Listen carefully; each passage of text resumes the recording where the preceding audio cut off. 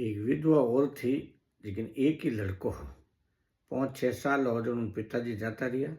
बस लालन पालन कर पढ़ा लिखा मोटो करियो। भी 25 साल हो जो शादी कर दी। उन बींदनी आएगी नहेंग बात तो हटेगी।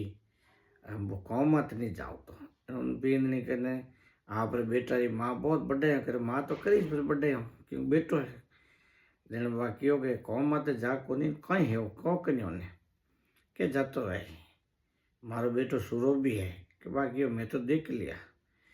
केड़ा खे चुको परनीज ने पर क्यों धोड़ी आंख धनी काम काज तो करे नींद अन में नींद गणी जी कह रही हूँ कोई कह के हाँ ऐज है जने क्यों मारो बेटो वीर ही है बाकी वो देख लियो गाँव माते चढ़ाई करी कोई लड़ाई रीजन चढ़ाई करी जने क्यों तुम्हारा बेटा ने भेजो नहीं उठे जब लड़ाई रे गाँव मत बाहर आएगी जाओ भेजो जने वो गियो जन माँ पचे कहीं बाहर लड़ाई खत्म नहीं जन माँ कियो मारो बेटो कति काम नहीं आई गयो शहीद नहीं हो गयो जन बाकी हो के सासू थारा जयोड़ा कद रड़ में जाए खोंडो घालियो केर में बेटा ढलू खाए एक कदी किया तो वो कति लुकियोड़ा केड़ा